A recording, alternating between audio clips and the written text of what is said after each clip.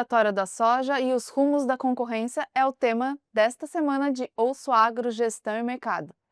Eu, Natália Fernandes, vou conversar com Amanda Flávia Oliveira, ela que é advogada da CNA para o caso do CAD da moratória da soja.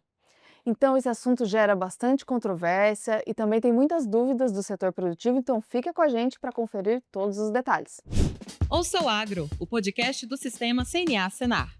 Venha com a gente e fique por dentro de tudo o que acontece no mundo do agro. Não esqueça de se inscrever no nosso canal do YouTube, no Spotify ou no seu tocador de podcast favorito. Amanda, seja bem-vinda ao Ouço Agro. Eu que agradeço o convite, eu sou uma grande admiradora do trabalho da CNA, o que ela faz em prol dos produtores, por isso é uma honra estar aqui. Obrigada pelo convite. É uma honra recebê-la. Acredito que você vai contribuir muito para o esclarecimento de questões relacionadas à moratória, né? Já é um assunto que a CNA entende como prioritário em defesa dos produtores. E antes de qualquer coisa, eu queria que você colocasse um pouco, explicasse, né, o que é a moratória da soja, como que foi a trajetória dela, quais que são os termos ali que envolvem esse acordo. Então, em 2006, nós tivemos esse assunto vai e volta, né, nós tivemos um problema de escândalos envolvendo, um suposto desmatamento da Amazônia, e essas questões geralmente que vão e voltam mesmo na imprensa, né, nem sempre elas estão atreladas a uma situação dramática mesmo, mas por vezes podem até estar. E em 2006 houve um momento de grande comoção, sobretudo europeia, sobre os rumos da Amazônia. Naquela ocasião, os produtores de soja foram muito impactados por tudo, por toda essa discussão. Então, as tradings, que são as empresas que fazem a compra e a venda das sementes de soja, realizaram um acordo que pretendia vigorar por 2 anos, em que elas se comprometiam a não comprar mais de nenhum produtor que desmatasse além do que já estava desmatado àquele momento. Esse acordo era um acordo inicialmente temporário para fazer frente a uma determinada situação dramática, né, e em um cenário em que nós não tínhamos no Brasil uma legislação que cuidasse desse tema com esse tipo de preocupação muito direcionada. Pois bem, o acordo é de 2006. A intenção é que vigorasse até 2008. Em 2008 ele foi reeditado e de lá para cá, a partir de 2016, ele se tornou um acordo por prazo indeterminado. Então, segundo esse acordo privado, acordo então entre grandes empresas, elas juntas, elas representam 90% do mercado, então são empresas Compram, né, os as grãos que para compram, as tradings que compram os grãos, elas passaram a partir de então, e ao longo de todos esses anos, essas décadas, né, a instituir todo um sistema de governança, com auditorias, com sanções gravíssimas, com critérios muito rigorosos, muito delas privado. O problema está em que, ao longo desse período, o Brasil se organizou e dentro da sua estrutura, que se espera, né, democrática, fez elaborar o Código Florestal. O Código Florestal, que é de 2012, ele trata exatamente dessas questões e estabelece qual é o limite a partir do qual pode ser desmatado e a partir de onde já não pode mais. Do ponto de vista comparativo, se a gente compara a lei brasileira, o Código Florestal de 2012, com todas as outras leis ambientalistas do mundo, ele é com certeza a lei mais rigorosa. No entanto, as tradings juntas, 90% do mercado, desconsideraram a chegada do novo código, que estabelece legitimamente as regras para a proteção ambiental, e é um código sério, fruto de um debate legislativo, do qual, inclusive, as próprias tradings puderam participar, né? E elas desconsideram aquilo e usam seus próprios critérios, nem sempre transparentes, nem sempre claros, nem sempre justos, né. E aí, Natália, a gente passou a ter uma situação para o produtor que era inacreditável, de um produtor ele tá produzindo dentro da área legal, autorizada pela lei, recebendo todas as autorizações burocráticas dos órgãos ambientais brasileiros, mas na hora que ele vai vender, a empresa fala: "Não, não, você não atende ao meu critério". "Bom, mas eu tô legal, Ninguém aqui é a favor de desmatamento ilegal, Sim. Natália. Ninguém, nem CNA, nem ninguém, né. Na verdade, o que acontecia é que muitas vezes eles não conseguiam vender. Olha que coisa. Mesmo estando absolutamente legalizados, porque chegava para a empresa falava: "Não, não posso". Aí tentava outra: "Não pode", porque juntas elas compõem 90% do mercado, né. Então, essa situação é que representa a tal da moratória da soja, e foi contra ela que, entidades do agro se insurgiram ao longo do fim do ano passado, do início desse ano, dizendo: "Olha, isso não é correto, isso não é lícito, um acordo entre empresas à margem da lei, que desconsidera a lei e estabelece esse nível de poder, de relação assimétrica de poder, né. Você tem um lado muito poderoso em frente ao outro, e você está nas mãos daquele que detém o poder, estando dentro da lei, isso não faz sentido, né". Você sabia? O Brasil é o maior exportador de soja do mundo. Em 2024, embarcou quase 99 milhões de toneladas do grão. E a maior parte foi para a China, que sozinha comprou mais de 73% desse volume. Outros destinos importantes foram a Espanha, com 4,3%, e a Tailândia, com 3,5%. Todo esse protagonismo acontece com o produtor rural cumprindo uma das legislações ambientais mais rígidas do planeta, o Código Florestal, que exige a preservação de 80% das áreas na Amazônia Legal, 35% no Cerrado e 20% nos demais biomas. A moratória da soja, ao criar regras privadas mais restritivas que a própria lei, acabou trazendo desafios para quem produz. Entre 2018 e 2020, os municípios afetados perderam cerca de 55 bilhões de reais no PIB regional. Então tem um longo tempo, né, já 20 anos praticamente desde o início, e o setor com um descontentamento em relação ao que estava ocorrendo. E por que você acredita que demorou tanto tempo para se conseguir uma decisão de que a moratória realmente não estava cumprindo aquele objetivo que ela tinha e estava prejudicando o setor em diversas frentes?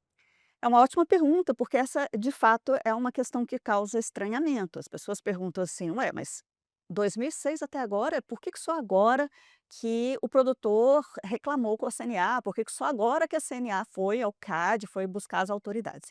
Na verdade, Natália, embora seja de 2006, e embora eu tenha dito que tenha toda uma institucionalização do acordo que está acontecendo ao longo de todo esse processo, a verdade é que todo esse recrudescimento das regras só foi acontecer mesmo agora, mais recentemente.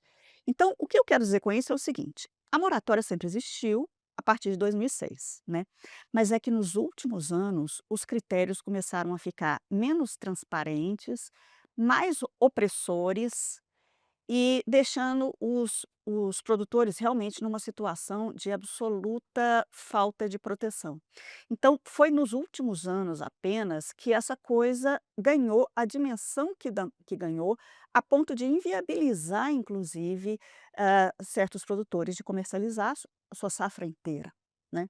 Então, os últimos anos representaram um recrudescimento dessa política e uma opacidade, no sentido de, assim, ela foi ficando menos clara, os critérios foram ficando menos claros, né. Mas como assim? Por que não? Porque às vezes a pessoa supostamente estaria fora da área da moratória, então, portanto, produziu onde não deveria, sob a, né, legalmente ele está certo, mas sob a perspectiva da empresa, ele deixou de produzir numa área de, sei lá, 5% da terra dele, mas em razão disso, 100% da produção dele era bloqueada.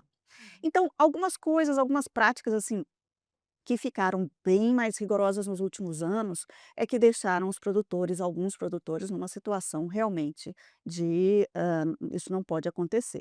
Assim, esses produtores começaram a reclamar nas suas associações, começaram a reclamar junto à CNA, e a CNA foi estudar quais eram as medidas possíveis, né. E aí que eu entro, né, porque quando me procuraram, disseram: "Amanda, está acontecendo isso daqui, o que que a gente pode fazer?". E nós estudamos o caso, né, e vimos que o melhor lugar para se discutir ele era no CAD. E assim, a CNA fez uma representação ao CAD, outras entidades também fizeram, o Senado fez, a Câmara fez, e no fim das contas, a CNA achou que havia motivos para a gente pedir uma medida preventiva. Uma medida preventiva é como uma liminar do judiciário, que é uma imagem mais clara, né, para quem está nos assistindo. E o que aconteceu foi que a CNA viu que, olha, a situação está muito grave, nós temos elementos para pedir uma suspensão da moratória de forma liminar, né? E assim, levou os argumentos ao CAD, e o CAD, se sensibilizou e entendeu que os documentos juntados, que os dados juntados, realmente revelavam uma situação dramática que precisava ser suspensa.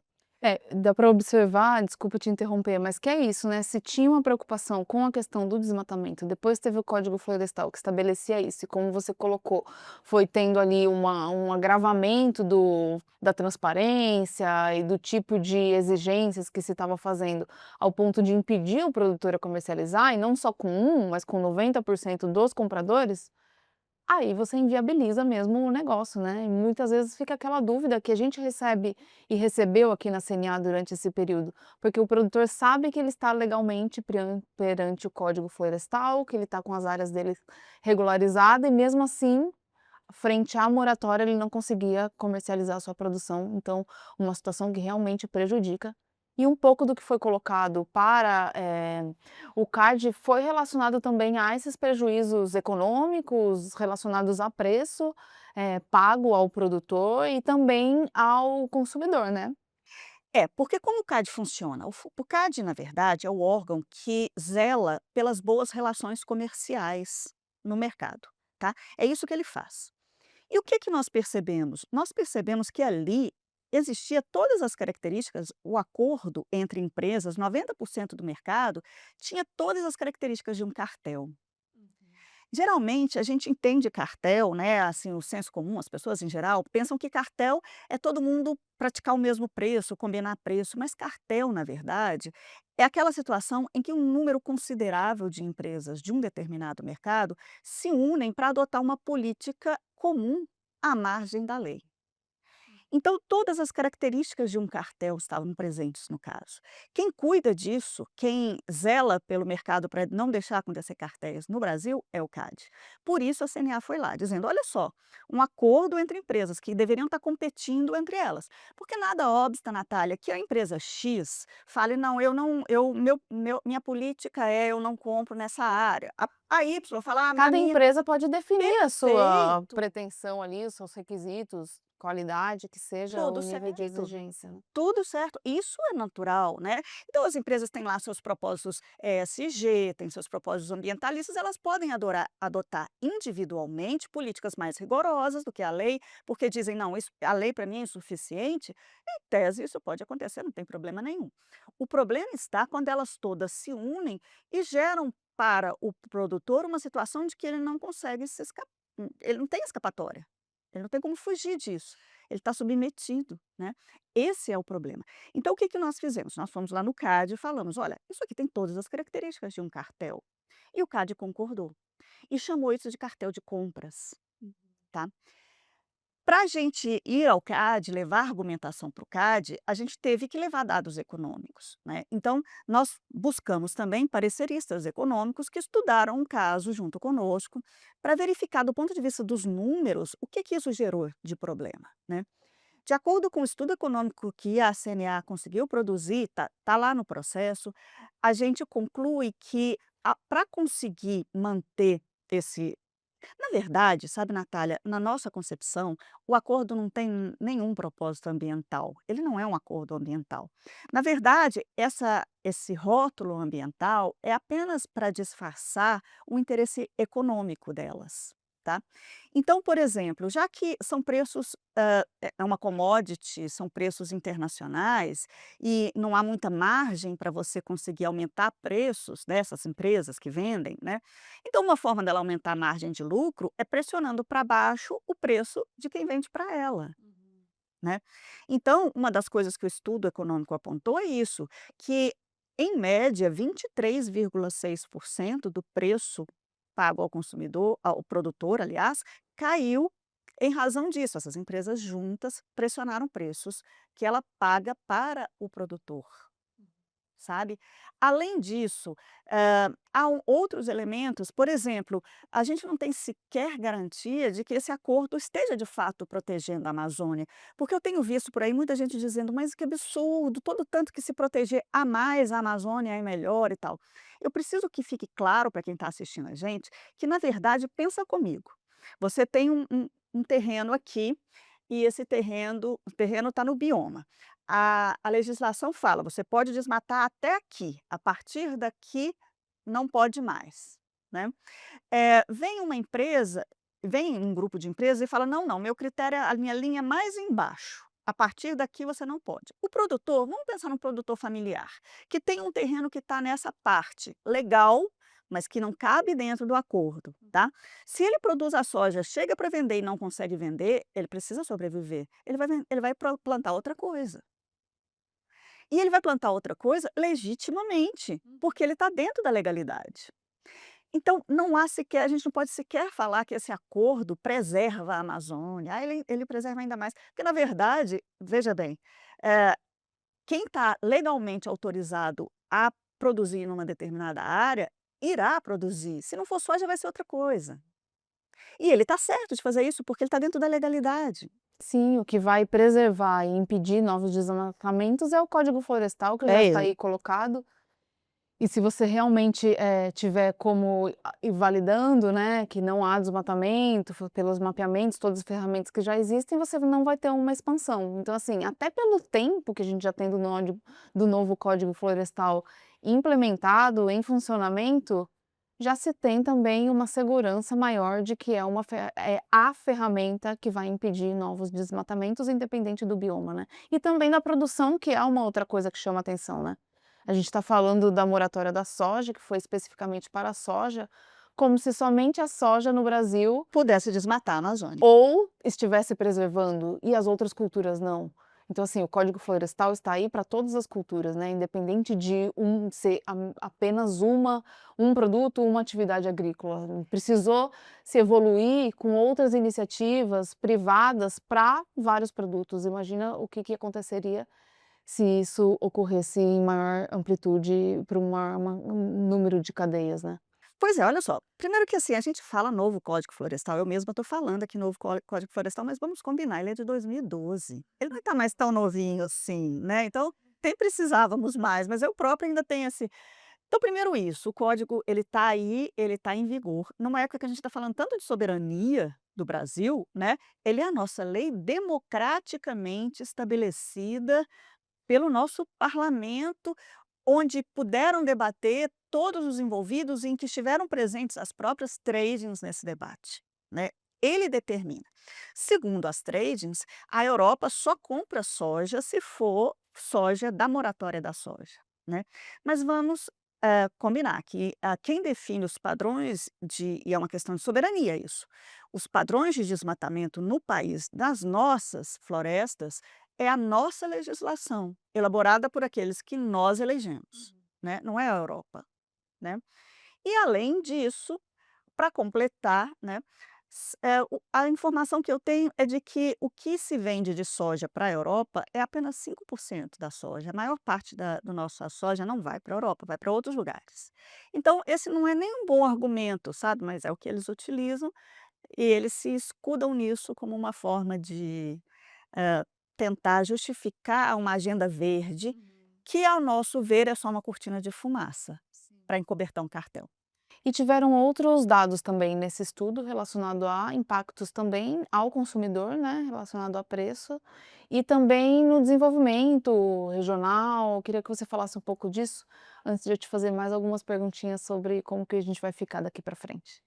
Então, de fato, estudo econômico, eu nem sou a melhor especialista para falar de É mais economia, para contextualizar, porque senão fica parecendo que também é uma pauta de: "Ah, vocês mesmos estão defendendo esse assunto, porque são os interessados", mas não, os prejudicados não eram somente os produtores, nem seu preço de venda, né. pois é, uma coisa que eu preciso esclarecer, Uma característica do processo no CAD é que o CAD não julga questões de interesse privado, quer dizer, o CAD não julga assim, o interesse do produtor versus a trade, e não é esse o foco de trabalho do CAD. O foco do trabalho do CAD é assim: existe uma relação comercial conflituosa que está gerando danos para a coletividade, para o consumidor brasileiro. O que ele olha não é o interesse dos produtores, isso não está dentro da agenda do CAD. O que o CAD olha é se esse problema que o produtor reporta que está acontecendo com ele, se tem reflexos negativos, inclusive, na economia e no brasileiro, tá? É isso que o CAD analisa. Então, um dos exercícios que a gente fez foi de pedir para o economista, tá, e o impacto para o consumidor existe? E ele fez, então, uma a soja, na verdade, ela tem múltiplas funções, mas um dos derivados da soja é o óleo de soja, né. Então ele fez um cálculo sobre a respeito do preço do óleo de soja no Brasil. E ele constatou, e o óleo de soja está na nossa cesta básica, é um Sim, na produto, mesa do esse, né, tá nos fogões, né, na verdade, porque ninguém coloca na óleo na mesa. mesa, é no fogão. Mas, é um produto do dia a dia do brasileiro, o óleo de soja, né. E o óleo de soja teve um acréscimo, coincidentemente, no período que chamou atenção também. Então, é é um exemplo, porque o óleo de soja é apenas né, o comestível, ele é apenas um dos produtos que derivam da soja, né. Então foi um caso de, uma análise que a gente fez nesse sentido. Amanda, falando um pouco sobre agora esse eu falei no título, né, os rumos da concorrência e também citei que é uma questão que gera, eh, uma certa dúvida, assim, às vezes em relação ao tema.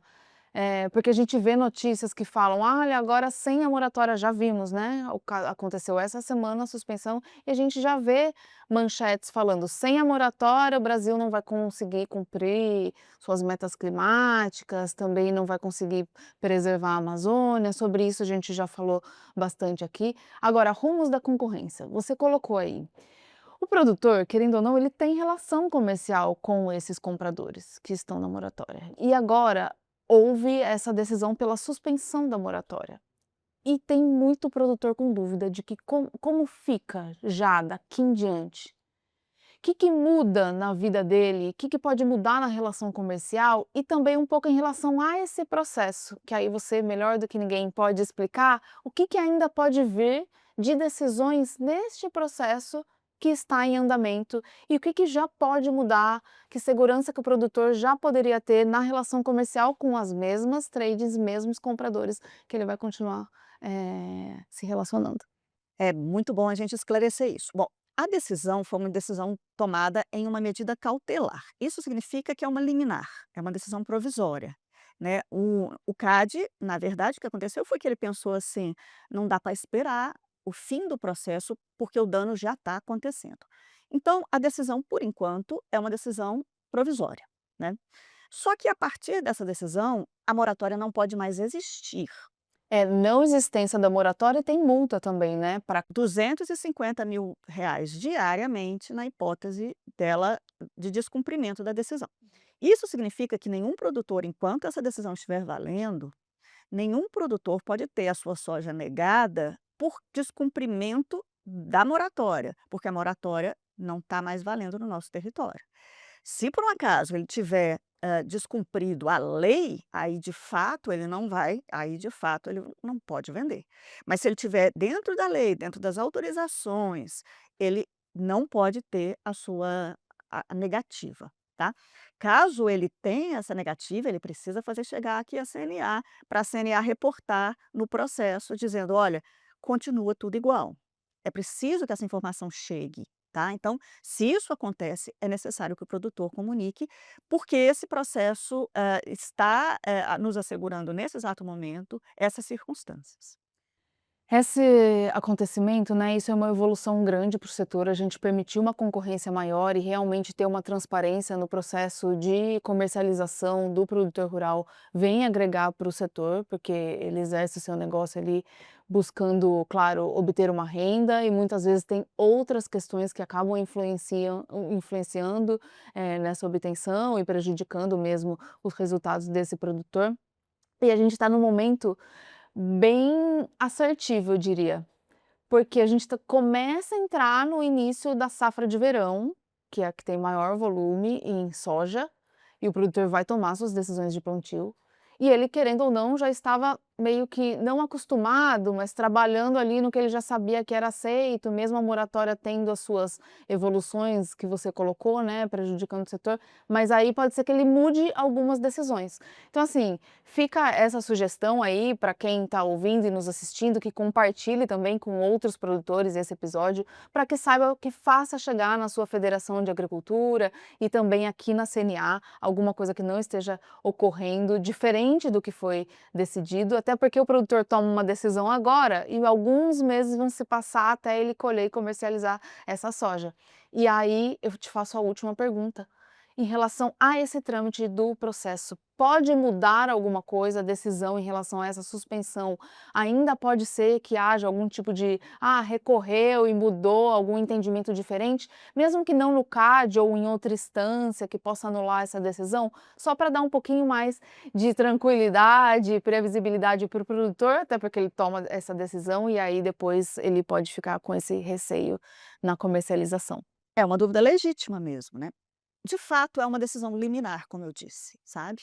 Então, em tese, pode haver recurso dela, seja dentro do CAD mesmo, seja para o poder judiciário, seja para a justiça, tá.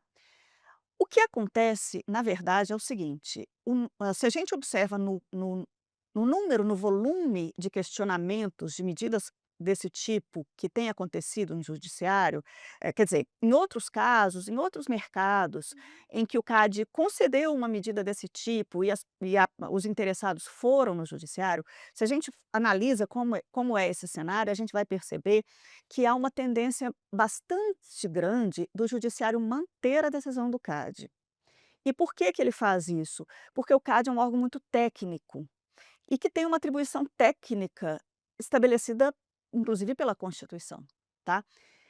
Você, superar uma decisão técnica no judiciário é um movimento muito difícil de ser feito, porque o judiciário parte do pressuposto de que o órgão técnico que a lei disse que é o mais, preparado para julgar um determinado assunto, vai sempre utilizar da melhor técnica, né. Então, por causa disso, tem uma certa, prevalência. Então, se você olha, assim, no histórico, lógico, existem situações em que, de fato, a medida caiu no judiciário, existe.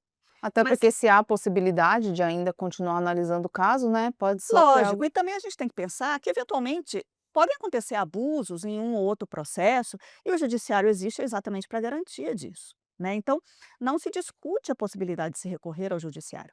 Agora, se a gente olha no volume, a maioria das medidas que foram parar no judiciário, a maioria foi mantida. Temos também situações que foram superadas, mas elas são minoritárias. E lembra, Natália, que mesmo quando lá no judiciário ela é superada, o CAD pode recorrer no judiciário e explicar para o juiz ou para o tribunal superior, dizendo: olha, deixa eu explicar aqui por que que eu dei essa medida. Então, na verdade, a tendência é que ela fique em vigor até o fim do processo. O que costuma levar muito tempo. Um processo desses não é um processo que acontece em poucos meses, é um processo de anos, tá. Então, a tendência é essa, muito embora, excepcionalmente, como eu estou te dizendo, minoritariamente, possa acontecer sim dela cair. A depender do tempo, né, Amanda, continuaremos, a CNA continuará trabalhando para que essa decisão e esse seja o resultado final desse processo para realmente ter, o fim da moratória e uma concorrência livre entre o setor. Amanda, muito obrigada pela sua participação, pelos esclarecimentos que você trouxe. É muito importante a gente ter esse canal para compartilhar essas informações verídicas e tão técnica que realmente levou e fundamenta um embasamento em uma decisão como essa. Obrigada mais uma vez. Eu que agradeço e parabenizo pelo trabalho de divulgação das informações do agro que vocês vêm fazendo. Obrigada. Você que ficou com a gente até aqui, se tem alguma dúvida, deixe nos comentários, que é uma satisfação para a gente poder esclarecer mais as verdades sobre o setor e tirar dúvidas também sobre como fica esse processo e que podem afetar o dia a dia de você que está nos acompanhando. E a gente se vê no próximo episódio. Tchau, tchau!